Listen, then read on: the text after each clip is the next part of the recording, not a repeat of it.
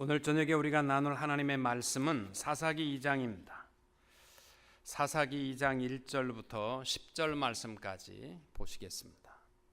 여호와의 사자가 길갈에서부터 보김으로 올라와 말하되 내가 너희를 애굽에서 올라오게 하여 내가 너희의 조상들에게 맹세한 땅으로 들어가게 하였으며 또 내가 이르기를 내가 너희와 함께한 언약을 영원히 어기지 아니하리니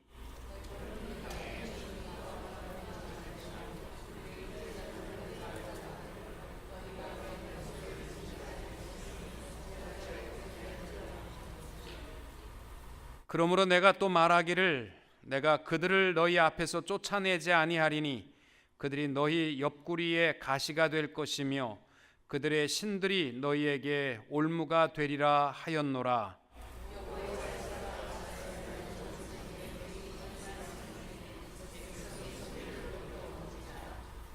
그러므로 그곳을 이름하여 보김이라 하고 그들이 거기서 여호와께 제사를 드렸더라.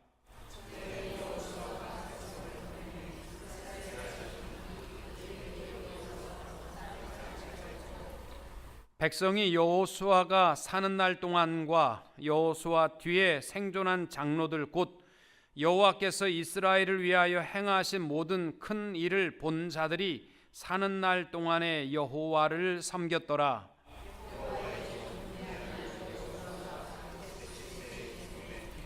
무리가 그의 기업의 경내 에브라임 산지 가하스산 북쪽 딥낫 헤레스에 장사하였고 그 세대의 사람도 다 그 조상들에게도 돌아갔고 그 후에 일어난 다른 세대는 여호와를 알지 못하며 여호와께서 이스라엘을 위하여 행하신 일도 알지 못하였더라.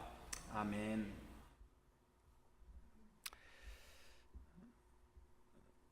특별히 금요일마다 우리 잠언의 말씀을 나누고 있었습니다마는 종교개혁 500주년을 앞에 두고 특별히 우리가 하나님 앞에 변화되고 또 고쳐야 할 부분들 또 개혁되어져야 할 부분들에 대해서 이제 10월 말까지는 주일과 금요일에 우리의 개혁에 관한 중심으로 말씀을 나누려고 합니다. 사사기의 말씀은 여호수아가 죽은 후에 사무엘 선지자에 이르기까지 약 350년 동안입니다. 여호와께서 그의 백성들을 위하여 사사들을 세우시고 그들을 통하여 역사하셨습니다. 그 시대를 사사 시대라 이렇게 부릅니다. 사사들이 활동을 하게 된 동기가 무엇이냐면 사사기에 보시면은 우리가 쉽게 찾아볼 수 있는 어떠한 연결고리가 있습니다. 풍요로움 속에 그들이 죄를 범하고 극한 죄악 가운데에 하나님이 징계하사 고통을 당하게 하시고 고통과 어려움 속에서 비로소 하나님 앞에 죽겠다라고 호소하며 구할 때에 하나님께서는 그들의 기도를 응답하시기 위하여 사사를 세우시고 그들을 회복시키셨습니다. 그러면 그들이 다시 태평성대를 이루게 되고 풍요로우면 또 그들은 죄악 가운데 빠지게 되고 고통 속에 신음하며 하나님 앞에 부르짖게 되면 사사를 세우시고 또 그들을 풍요롭게 하면 또 그들은 죄를 범하고 이것이 사사시대에 반복되는 삶의 순한 모습입니다. 왜 이 사사시대에 이러한 악순환이 계속될 수밖에 없었느냐? 특별히 사사기 1장 말씀에 보시면은 12지파가 가나안 땅을 정복함에 있어서 성공하는 예도 있었고 실패한 예도 나옵니다.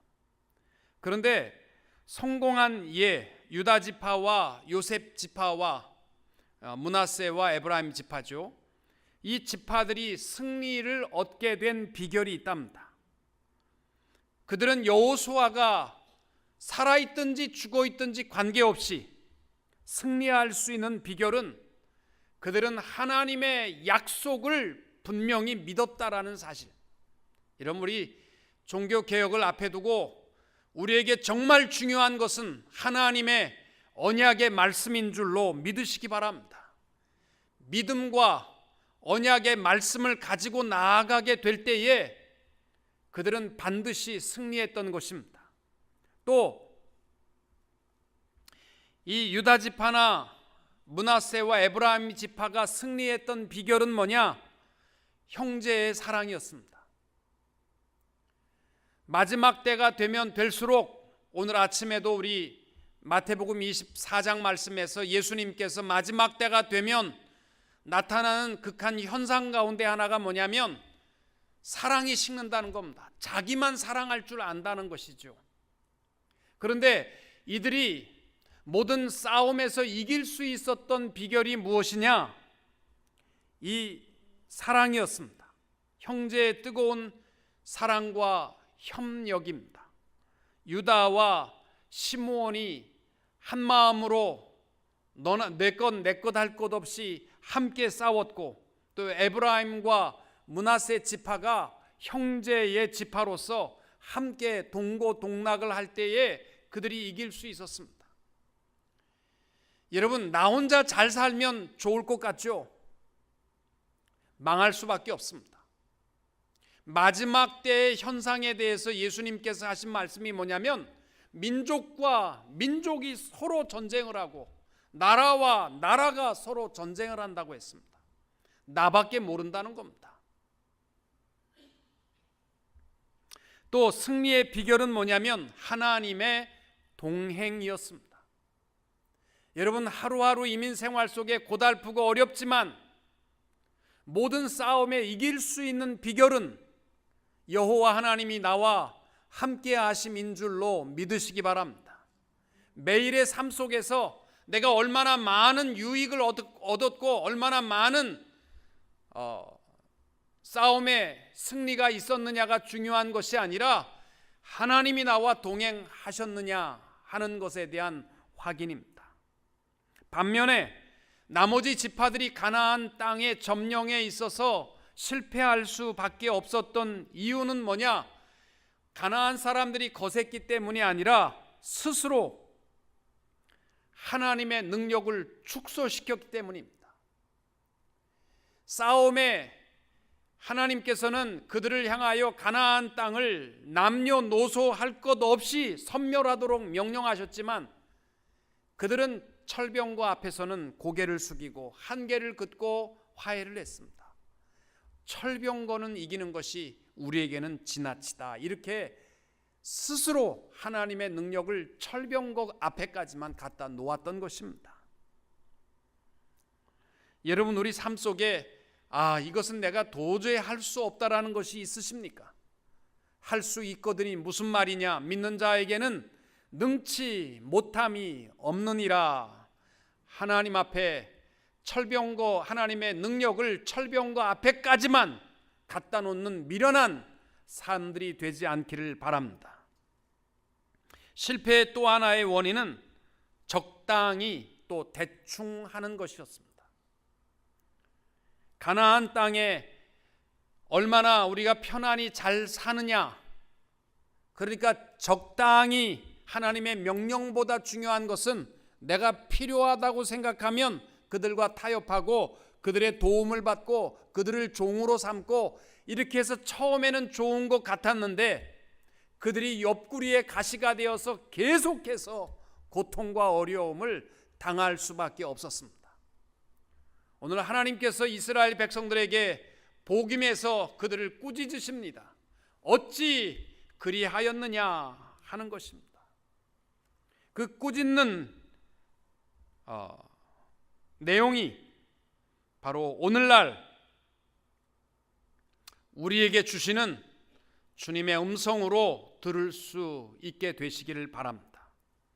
어쩌면 우리들도 우리의 신앙의 연결 순환이 있습니다. 부흥회나 어떠한 특별한 계기를 통해서 성령 충만함을 체험하게 되고 그 감동을 가지고 눈물을 흘리고 감격하였다가 어떠한 어려움을 당하게 되면, 또 풍요로움 속에, 안일함 속에 있다 보면 우리는 또 죄짓고 나태함 속에 빠지게 됩니다.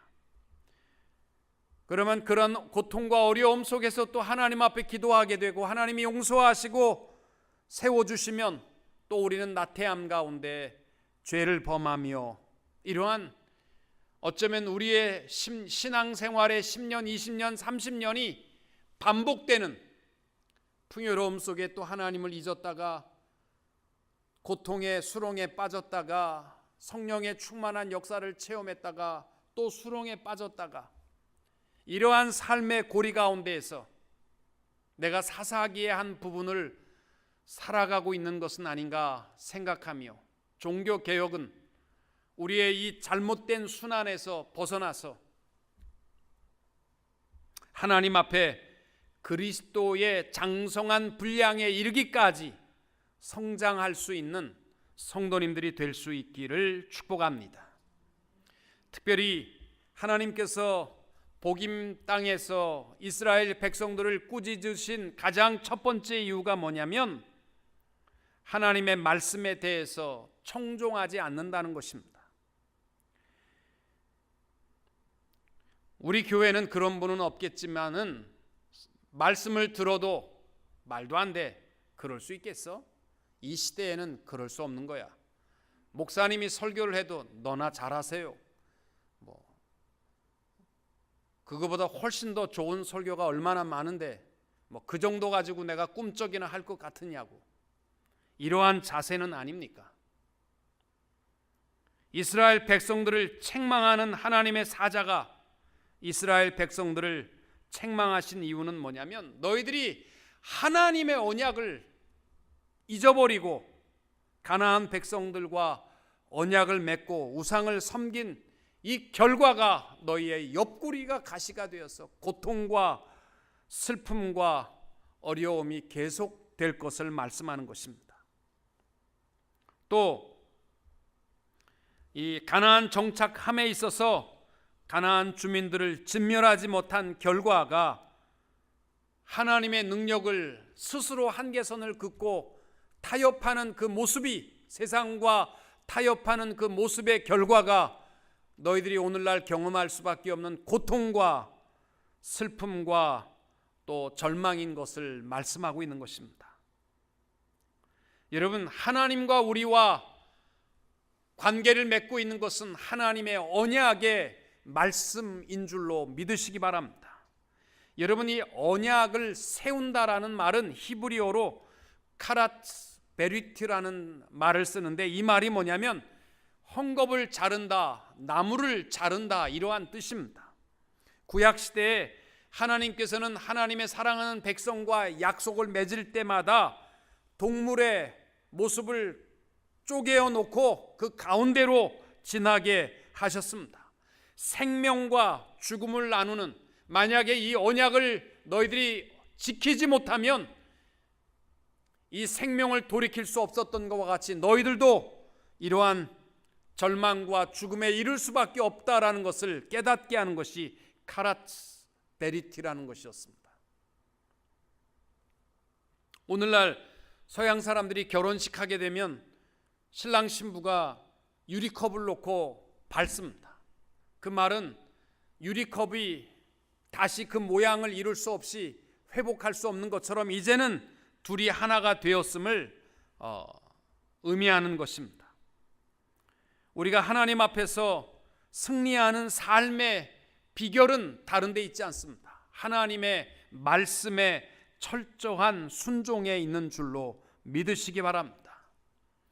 종교 개혁자들이 주장했던 것이 바로 오직 말씀입니다. 그 어떠한 외부적 영향도, 교황의 명령도 필요한 것이 아니라 오직 말씀으로 우리의 하나님의 언약의 말씀 가운데 승리하는 우리 성도님들이 다 될 수 있기를 축복합니다. 특별히 우리가 하나님의 말씀 위에 세워지게 될 때에 우리의 삶의 변화도 이루어질 수 있고, 또 승리할 수 있습니다. 이것이 하나님의 말씀의 책입니다. 내가 예수를 믿은 지 10년이 되었고 20년이 되었고 30년이 되었음에도 아무것도 변화되지 못한다. 교회도 한 번도 안 빠졌는데 왜 나는 이 모양 이 꼴일까요? 이렇게 질문하는 분들을 향하여 저는 한 가지를 묻습니다. 얼마나 하나님의 말씀을 보시며 하나님의 말씀 위에 서셨습니까? 말씀 위에 세워진 신앙이 아니면요, 우리는 무너질 수밖에 없습니다. 또 우리의 풍성의 이유를 하나님 앞에 두어야 합니다.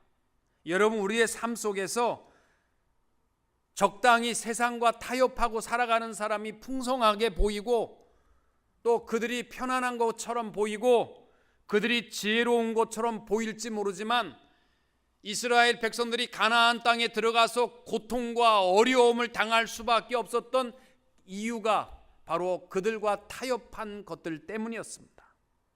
여러분, 우리의 풍성함은 내 지혜나 내 방법에 있는 것이 아니라 하나님 앞에 있는 줄로 믿습니다.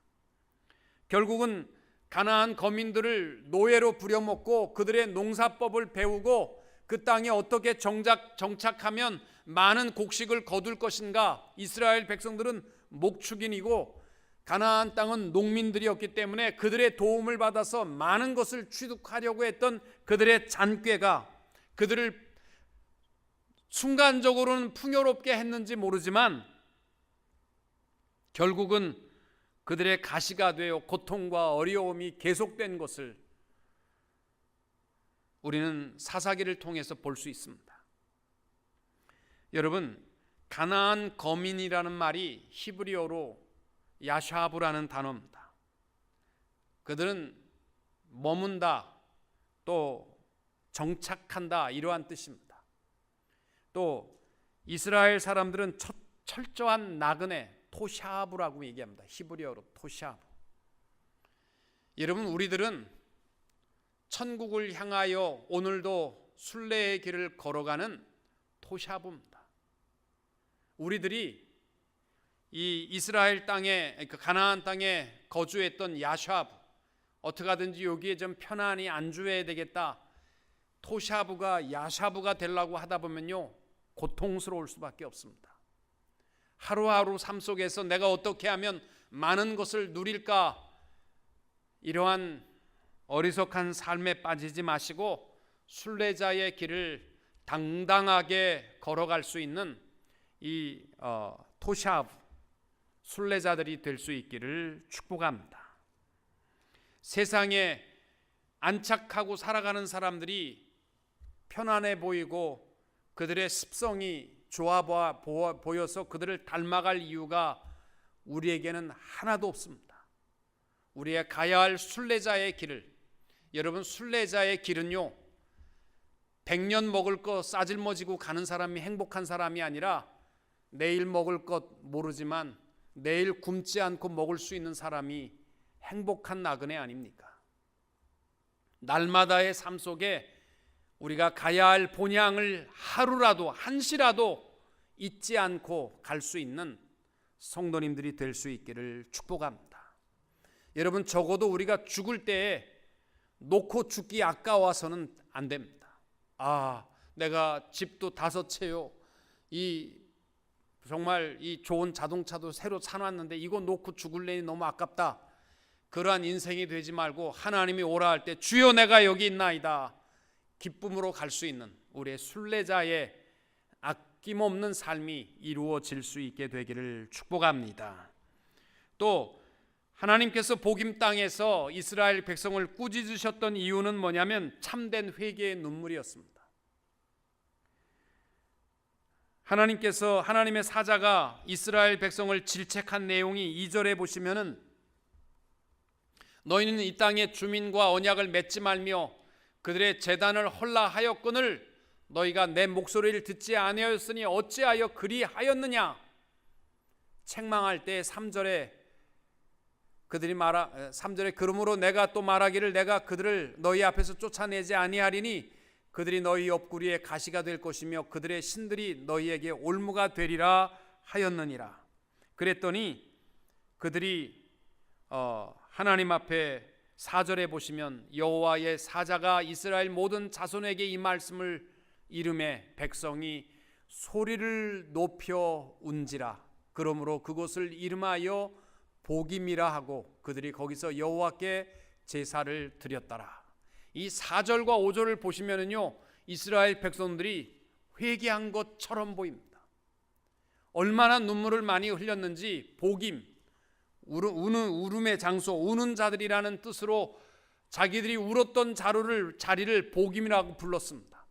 하나님이 꾸짖으실 때에 그들이 한없이 눈물을 흘렸습니다. 그리고 제사를 드렸습니다. 그럼에도 불구하고 그들은 돌이키지 않았습니다. 오늘 중요한 우리 개역의 신앙의 모습을 보여주고 있습니다. 하나님께서는 얼마나 많은 눈물을 흘렸느냐, 그리고 나서 얼마나 멋진 제사를, 황소의 드림의 제사가 있었느냐, 이것보다 더 중요한 회개는 변화에 있습니다. 내가 하나님 앞에 회개하고 돌아가서 똑같은 죄를 반복한다면 미안하지만 회개가 아닙니다. 많은 사람들이 예배와 찬송과 기도에 대해서 눈물과 연결을 많이 짓습니다. 내가 눈물을 얼마나 많이 흘리면서 회개의 눈물을 흘렸는지 모릅니다. 그러면 그 회개가 진정한 회개라고 생각하십니까? 예배를 드리며 하나님 앞에 얼마나 은혜를 많이 받아 눈물을 많이 흘렸는지 아십니까? 요즘은 그런 예배도 없지만 그런 예배라면 우리들은 살아있는 예배라고 표현할지 모릅니다. 그러나 오늘 하나님의 사자가 4절과 5절에서 말씀하는 중심의 내용은 뭐냐면, 하나님 앞에 감정도 중요하지만 그것보다 더 중요한 것은 변화되어지는 결단의 행동이라는 것입니다. 이스라엘 백성들이 이렇게 눈물을 흘리고 하나님 앞에 제사를 드렸으면 돌아서야지요. 변화되어야지요. 그러나 그렇지 못했다라는 것입니다. 6절부터 보면은 이스라엘 백성들이 왜 하나님을 잊어버리고 죄와 멸망의 길을 갈 수밖에 없었느냐, 그 이유를 7절에서 이렇게 말합니다. 여호수아가 사는 날 동안과 여호수아 뒤에 생존한 장로들 곧 여호와께서 이스라엘을 위하여 행하신 모든 큰 일을 본 자들이 사는 날 동안에 여호와를 섬겼더라. 그동안은 하나님을 섬겼는데 여호수아도 죽고 장로들도 죽고 나니까 10절에 보니까 이렇게 말합니다. 그 세대의 사람도 다 그 조상들에게 돌아갔고 그 후에 일어난 다른 세대는 여호와를 알지 못하며 여호와께서 이스라엘을 위하여 행하신 일도 알지 못하였더라. 여러분, 저들의 신앙의 악순환의 이유가 뭐냐면 신앙의 연결고리가 끊어졌다라는 것이죠. 어떤 목사님이 이런 얘기를 합니다. 신앙 간증을 하는 것을 드렸습니다. 자기가 어렸을 때에 자기는 교회를 할머니 따라 나갔답니다. 할머니가 교회에 열심히 다녔는데 교회를 가시고 기도할 때마다 할머니는 늘 자기 엄마 아버지를 위해서 기도했는데 엄마 아버지는 교회를 안 나갔답니다. 그래서 할머니는 늘 걱정하면서 가정의 구원을 위해서 기도하셨는데, 그러면서 손자인 자기에게 한 말이 뭐냐면, 내가 죽고들랑 너라도 쉬지 말고 꼭 교회에 나가야 하고 가정의 구원을 위해서 내가 기도해야 된다. 그런데 마침내 할머니가 돌아가시고 엄마 아버지는 교회를 안 나가셨고 자기도 한 2달은 교회를 안 나갔답니다. 그런데 할머니의 그 찬송 소리, 할머니 채취가 그리워서 교회를 2달 만에 찾아가게 되었고, 할머니의 쟁쟁한 그 부탁하던 기도 소리, 그 귀에서 떠나지 아니하므로 무릎을 꿇고 할머니를 이어서 가정의 구원을 위해서 자기가 기도하기 시작했답니다. 결과적으로 모든 가정의 구원, 자기 부모님들이 구원을 받고 자기는 목사가 되는 그 축복을 얻게 되었다. 할머니의 기도와 신앙의 훈련이 없었다면 아마도 자기는 마치 이스라엘 백성들이 여호와 시대에는 다 하나님을 사랑했지만 그들이 여호수아 시대가 끝난 다음에 그 후손들은 하나님을 알지 못하였더라. 이것만큼 절망적인 가계는 없습니다. 종교개혁주의를 맞이하면서 여러분 10월 달에는 꼭 여러분 가정의 자녀들에게 다시 한번 한 명 한 명 꼭 확인하십시오. 내가 정말 그리스도를 믿느냐?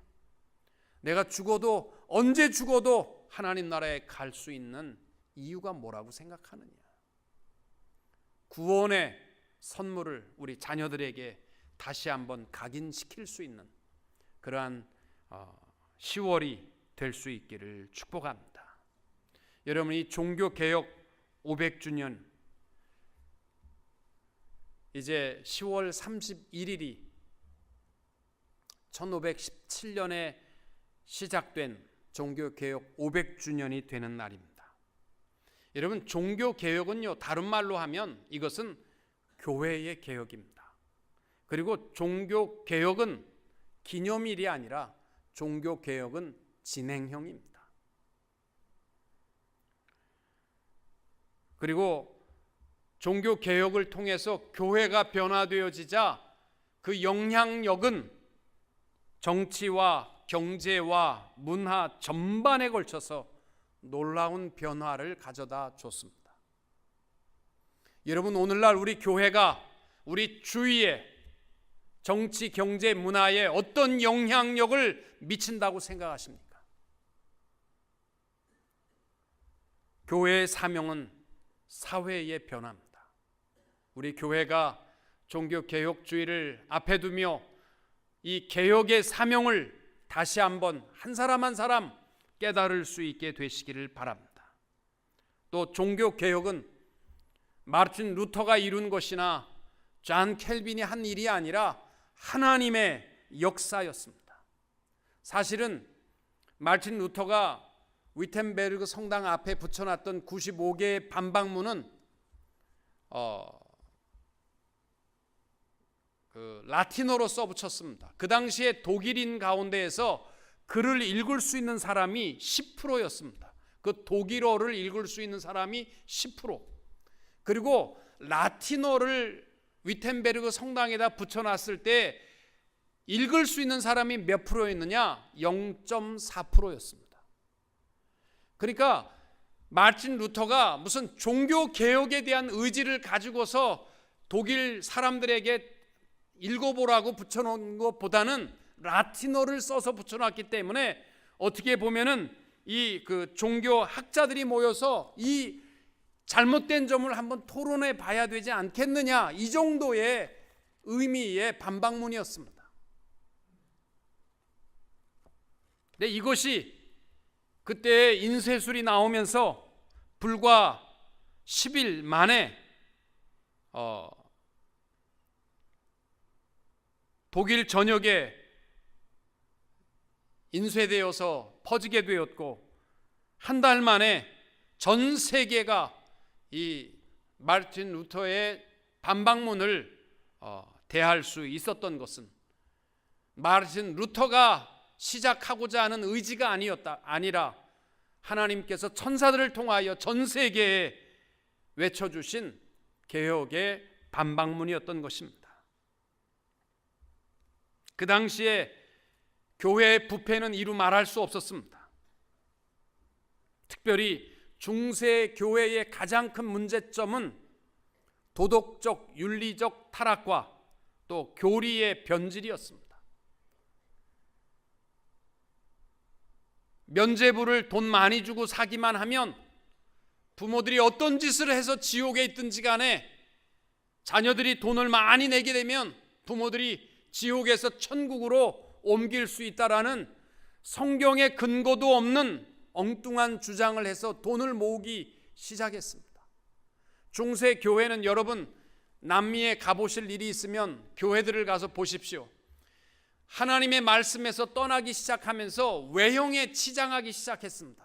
온통 금입니다. 정면이 전부 금으로 예술 작품을 만들어 놓고 조각 작품을 만들어 놓고 온 교회들마다요 얼마나 돈을 많이 들였는지 몰라. 왜? 말씀이 충만하지 않으니까 외형적인 모습에 신경을 썼던 것은 교리의 변질이었습니다. 또 하나는 바로 이 윤리적 타락이었죠. 특별히 성직자들, 수도사와 신부와 감독들과 추기경들, 교황들이 썩을 대로 썩어 있었습니다. 그 실증 예가 오래된 성당을 헐게 되면 새로 건축할 때마다 성당 마루 밑에 영아의 유골들이 상당히 많이 나왔습니다. 또 유명한 인문주의자였던 에라스무스, 오늘날 여러분 그 킹제임스 버전의 그 마들 그 성경이라고 말하는 그 에라스무스는 바로 그 네덜란드의 하우다의 성당 신부와 가정부 사이에서 출생한 사생아였습니다. 1447년 이후에 교황들의 절반 이상이 사생아를 두었다라고 기록되어 있습니다. 그리고 15세기 말 콘스탄츠 교구의 신부의 사생아가 약 1500명 사생아가 있었다라고 말합니다. 한 교구에. 그 당시에 이 교구가 약 700교구가 있었습니다. 그러니까 로마 교황청이 얼마나 거대한 파워를 가졌는지 모르지만 교회와 성직자들은 타락할 대로 타락해 있었습니다.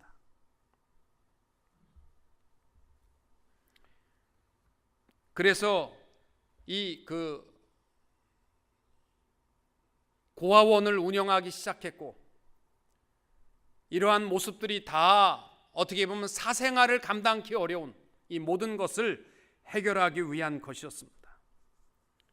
여러분, 그것이 과거의 한 스토리로 우리가 기억하는 것으로 가는 것이 아니라 저를 포함해서 우리 모두 하나하나가 정말 이 시대에 아무런 빛과 소금의 사명도 감당하지 못하는 우리들이 개혁주의 신앙의 계대를 잇고 있는 신앙인이 맞는가 돌아보시고 하나님의 말씀 위에 오직 말씀으로 세워질 수 있는 성도님들이 다 되시기를 주님의 이름으로 축원합니다.